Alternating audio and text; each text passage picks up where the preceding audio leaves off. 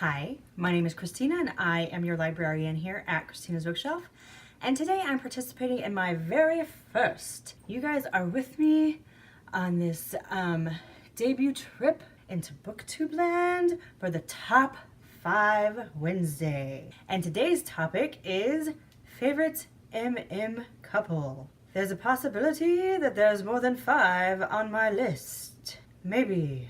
And there's a possibility that I will talk about others that are not on the list. So like in no particular order, except for number 1. Number 1 is very much number 1.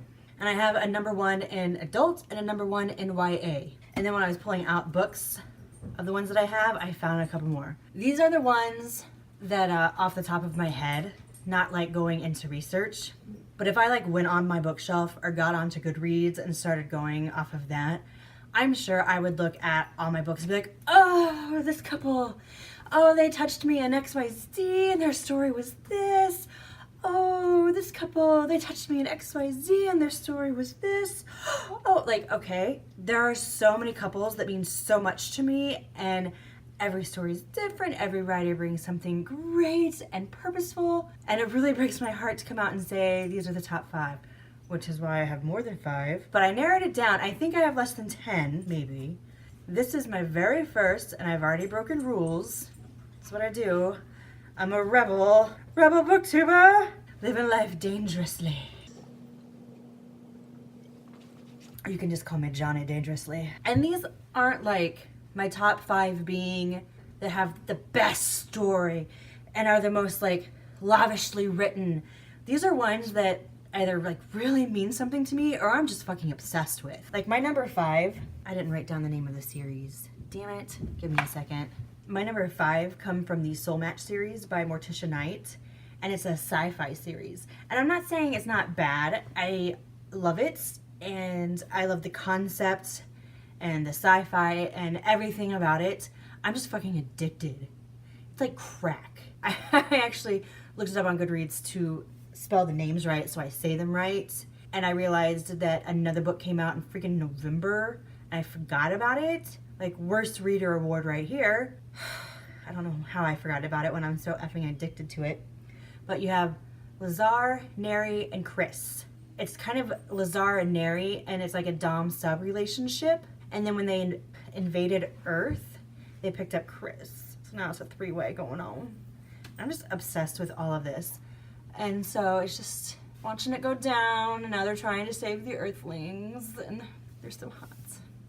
And then I put a 5.1 because it was when I was like, okay, we're not gonna have all these books. And then I drank a little bit, and now we're gonna have all these books. So 5.1, I put Dante and Griff from Hotheads by Damon Suede. Oh my freaking goodness. If you've ever read Hotheads by Damon Suede, it's an older book. I think it's from like 2012 or something of that nature. There are 2 firefighters who have been best friends for freaking years, and then it's such high angst when they get together. But when they do, smoking hot, and it's fucking fantastic. Number 4, and remember, no particular order except for my number 1s. They are number 1 for a reason. Lawrence and Quentin from the Inheritance series by Amelia Faulkner. Lawrence is a child of Hearn and is freaking gorgeous. Quentin is, frack me silly, Lord Branbury.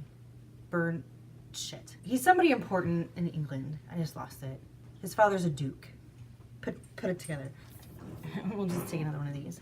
And it's urban fantasy. They both have some sort of psychic powers. Amelia has wrapped up season 1 of the series, and oh, be still my heart, it's so freaking good. And let's just say that the Duke is one bastard of a villain, and I hate the guy. There are villains that you loathe, and there's villains that you're like, ugh, that guy was horrible. This guy's an asshole of epic proportions. Like, I hate the guy, but I love Lawrence and Quentin. Okay, number 3, Cade and Mel from Release Me by Faith Gibson. They're one of my favorites because this is the second book in the Music Within series. Cade was in the first one, which is Deliver Me, and he was a douche canoe. And I wanted him to die slowly and painfully. And then I wanted to bring him back and do it all over again. And then when Faith was like, he's going to have his own book in the second one, I was like, Go fuck yourself. I don't want to read that. That's bullshit. He doesn't deserve happiness. But I read it, and then I loved him. And Mal, my wonderful, wonderful Mal. This has become one of my absolute favorite books. Like, I've read and reread parts of it so many times. It's ridiculous. And I just got to see a whole other side of Cade, and then you got to know him better. And it took a while for the ice around my heart to break for him. Like, parts when Mal got angry, I was angry too. I was like furious over the littlest stuff. Like, yeah, you deserve for him to be mad at you because you're a douche canoe. I ended up liking him. Number 2. I have tweeted about this book many, many times again, how I reread certain parts over and over. I need to get this in paperback because I'm constantly doing a search on my Kindle for it so I can reread parts over and over. Reuben and Henry from Everyday History by Alice Archer. This is not a book full of just like raunchous, crazy sex scenes. This book is a story that will woo you with words. And I have never, even right to this day, I don't think I have ever had a story that just completely steals my heart the way Everyday History did.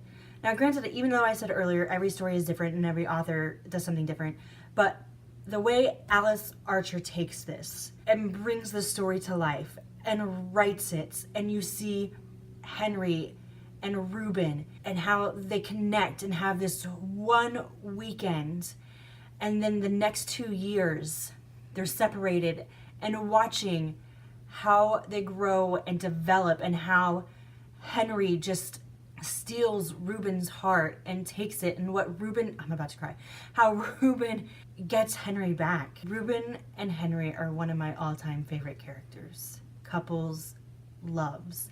If you're wanting a true romance, I cannot recommend this book enough.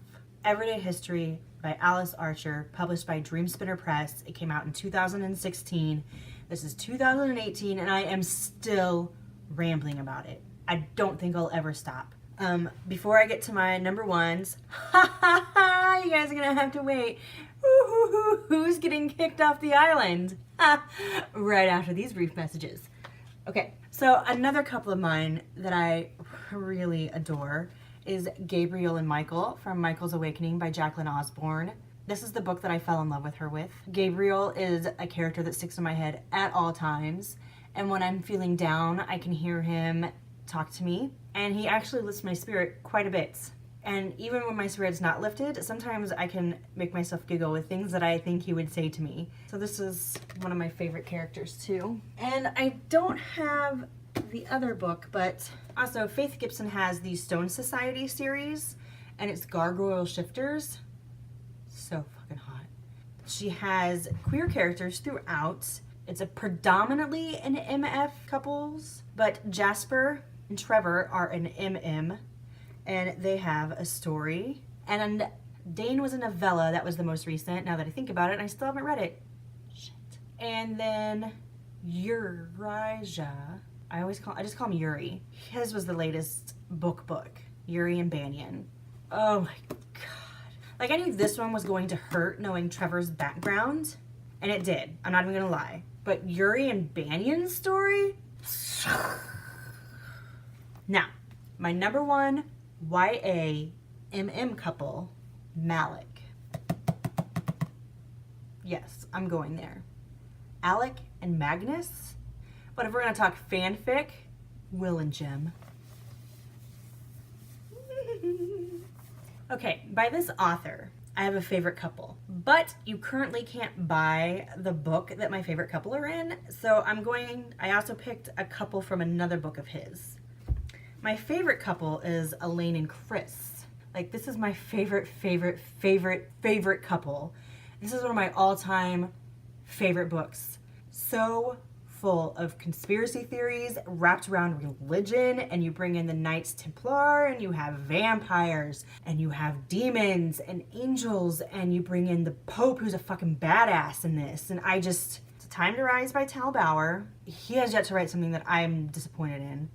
Even his freaking Facebook posts are magnificent, like whatever. Currently right now, he just got the rights back to this book, and so you currently can't buy it, so I'm not gonna like totally promote the hell out of it. But whenever it is back out on the shelves to buy, you better believe that I'm going to be promoting this like nobody's freaking business. Because this is one of my, like I said, all-time favorite books ever. Whether in the MM genre, paranormal genre, just books in effing general, this is it. You will also hear me, if you ever hear me talk about Father L, if I'm just out there in the world, I'm like, oh man, Father L and some other dudes. Father L and some other dudes.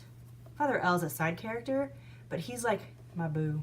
But since I can't really like go on about this, since you can't go out and buy it, I picked my second favorite character from Tal Bauer. And this is book number 1 in the Executive Office series. And the couple isn't in this book. They make an appearance, not as a couple, but they're both in Enemy of My Enemy, which is book number 2. They do not become a couple. Well, I'm not gonna give stuff away. Just whatever, read the whole series. It's fucking fantastic. If you love military books, or mystery thriller books, or political thriller books, like, forget that it's MM. If you love any of those, you're going to love this regardless. The MM in it is like a fucking bonus. I should have had like shots waiting for every time I used the F word. I'd be so drunk right now. But in this book, and this takes place a little bit into the future, so we're post-Putin. I can't remember if the president in this one is 2 presidents past Putin, or like there's Putin, a president, and then him, or Putin, 2 presidents, and then him, off the top of my head. But it's post-Putin, and we have President Sergei Puchkov, who is the love of my life. And then in Enemy of My Enemy, he meets fighter pilot Sergei Andreev, who is also the love of my life. And in my most wicked fantasies, you have Sergei, Christina, and Sasha, and we are happily together. So those are my favorite like MM couples that kind of were off the top of my head. Like I said, there's so many that if I went back and I really looked through my Goodreads and I went to my bookshelf right now and just started picking up books, I would say, oh, I adore this couple and I love this couple and this book was magnificent, because I know I'm leaving a lot out, and I know there's some that I'm probably going to kick myself tomorrow because I didn't even mention, and I know I did more than 5, but you can't limit my love. You can't put a limit on my love.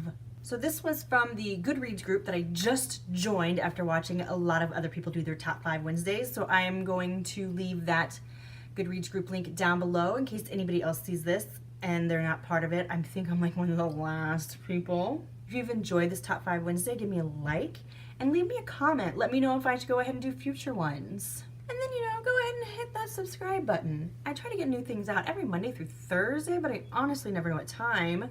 And that is the magic of the subscribe button, is that you will get a notification when I have something new for you. If you like me and thought, this chick's pretty awesome, down below I'm going to leave stalker links aplenty. Go, click, investigate, enjoy. This was your top 5 Wednesday, or your top 6, 7, 8, 9. My favorite MM couples. Bye.